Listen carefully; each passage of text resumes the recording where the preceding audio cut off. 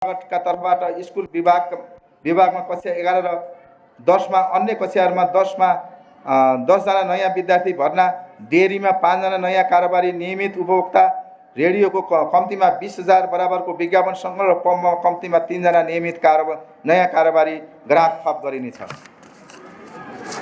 सहकारी petrol pump निरन्तरता कार्यक्रम नम्बर 1, यसमा चाहिँ यो आगामी वर्षको लक्ष्य वित्तीय वृद्धिको लक्ष्यलाई प्रक्षेपण गरेर राखिएको छ।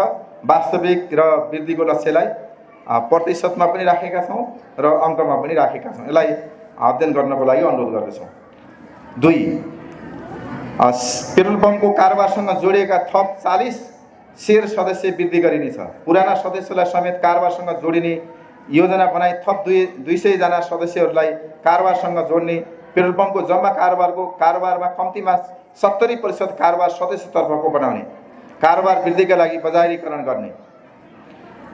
3, कारोबारका आधारमा प्रतिफलको वितरण हुने कुरा पेट्रोल पम्पमा होर्डिङ बोर्ड राख्ने, वार्षिक उत्सवको अवसरमा धेरै र नियमित कारोबार गर्ने कम्तीमा 2 जना सदस्यलाई पुरस्कृत गर्ने र कर्मचारीको सदस्यसँगको व्यवहार सुमधुर र सहयोगी र पारस्परिक बनाउने।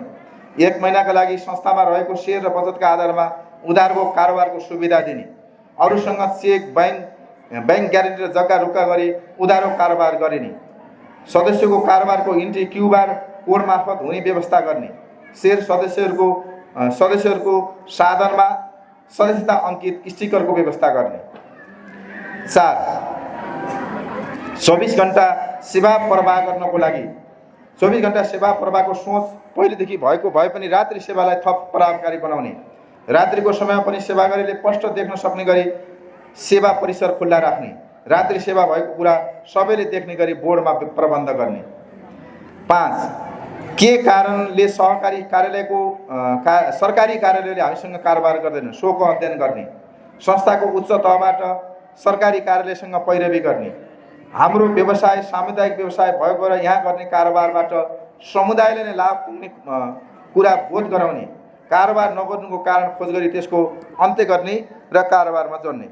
6, संरक्षित पुँजी फिर्ता कोषको वितरण पेट्रोल पम्पको कारोबारलाई आधार मानी कारोबारी सदस्यहरूलाई वितरण गर्ने, समयानुकूल भौतिक संरचना र प्रविधिमा जोडिने। क, जग्गा भाडा सम्झौतालाई नवीकरण गर्ने, नवीकरण हुन नसकेका नयाँ ठाउँमा जग्गा भाडा खोज गरी समय र आवश्यकता अनुसारको भौतिक संरचना निर्माण गर्ने, पेट्रोल पम्पमा भइरहेको दैनिक कारोबारलाई मुख्य कारोबारको दैनिक कारोबारसँग जोड्ने, लेखा र पम्पका कार्यक्रमहरूलाई स्वचालित प्रविधिसँग जोड्ने, पम्पको आवश्यकता अनुसार थप भौतिक संरचना निर्माण गर्ने, संस्थागत समन्वय सहकारी र पारस्परिकतालाई बढाउन यस तर्फबाट स्कुल विभागमा कक्षा 11 मा 10 जना, अन्य कक्षामा 10 जना नयाँ विद्यार्थी भर्ना, डेयरीमा 5 जना नयाँ कारोबारी नियमित उपभोक्ता र रेडियोको कम्तीमा 20,000 बराबरको विज्ञापन सङ्कलन थप गरिनेछ। रेडियो हाम्रो पहुँच नीति तथा कार्यक्रम नम्बर 1, यसमा पनि यहाँ टेबल छ। यसमा चाहिँ हामीले अङ्कमा वृद्धिको लक्ष्यलाई प्रतिशत सहित राखेका छौँ। यसलाई हेर्नको लागि म अनुरोध गर्न चाहन्छु। 2, अडियो भिडियो कार्यक्रम निर्माणको लागि विशेष जोड दिइनेछ। रेडियो अडियोसँगै भिडियो सामग्रीमा सामाजिक सञ्जालको अधिकतम प्रयोग गरी प्रसारण गरिनेछ। रेडियोको फेसबुक पेज एचपी खबरलाई मोनिटाइजेसन कार्यलाई प्रयत्न गरिनेछ। अनलाइन विज्ञापन मार्फत आय वृद्धि गर्न हाम्रो पहुँच अनलाइनलाई अधिकतम उपयोग गरिनेछ। रेडियो विभागमा रिक्त रहेको प्राविधिकको पदपूर्ति तथा भिडियोसँग सम्बन्धित काम गर्न दक्ष जनशक्तिको अतिरिक्त व्यवस्थापन गरिनेछ। गुणस्तरीय कार्यक्रम समाचार उत्पादनका लागि कर्मचारीलाई क्षमता विकास तालिमको आयोजना गरिनेछ। प्राविधिक शाखामा आवश्यक उपकरण खरिद तथा कार्यालयको अन्य व्यवस्थापन गरिनेछ। निरन्तरता कार्यक्रम नम्बर 3, यस वर्ष रेडियो विभागमा 30 जना नयाँ शेयर सदस्य थप वृद्धि गरिनेछ। संस्थाको सेवा उपयोग गरेर सदस्यको जीवनमा आएका सकारात्मक परिवर्तन र सामाजिक अभियन्ताहरूको जीवन कथा सम्बन्धी कार्यक्रम उत्पादनलाई यस वर्ष प्राथमिकता दिइनेछ। सहकारी समूहको माध्यमबाट महिला रेडियो श्रोता क्लब निर्माणको कार्यलाई निरन्तरता दिई उनीहरूको आवश्यकता अनुसारका कार्यक्रम उत्पादन गरिनेछ। 4, समुदायमा स्थानीय मुद्दाहरूको उठान गरी त्यसको जवाब सरकारवालासँग लिने गरी उत्पादन भइरहेको कार्यक्रम हाम्रो गाउँ राम्रो गाउँको उत्पादनलाई निरन्तरता दिइनेछ।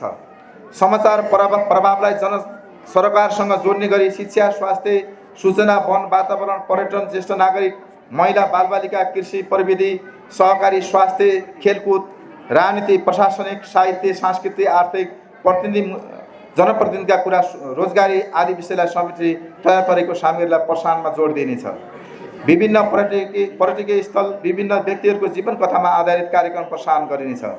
वार्षिक उत्सव कार्यक्रममा उत्कृष्ट विज्ञापनदाता, श्रोता, कार्यक्रम सञ्चालकलाई सम्मानित गर्ने कार्यक्रमलाई निरन्तरता दिइनेछ। 5. संस्थाले सञ्चालन गरेको सबै व्यवसायको प्रवर्धन हुने गरी PSA र कार्यक्रम उत्पादन गरी प्रसारण तथा प्रकाशन गरिनेछ।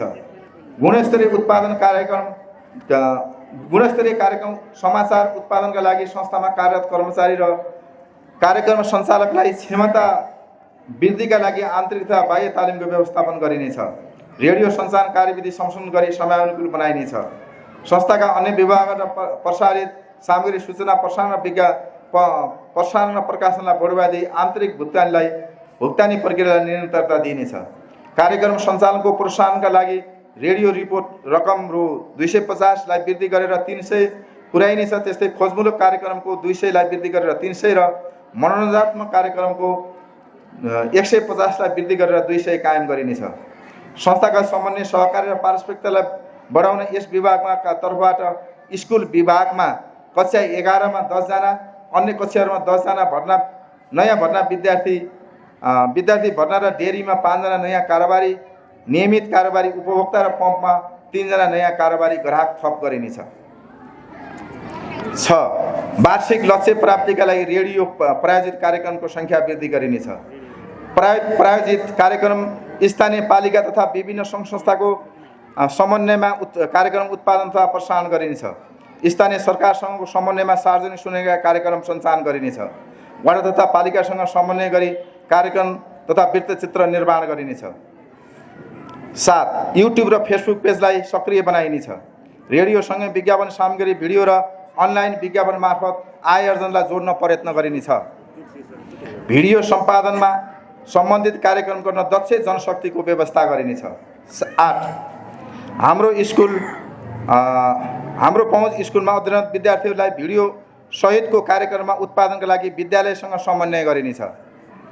स्कुल कलेजहरूसँग समन्वय गरी रेडियो कार्यक्रम उद्घोषण, तालिम तथा प्रत्यक्ष प्रसारण कार्यक्रम सञ्चालनलाई निरन्तरता दिइनेछ।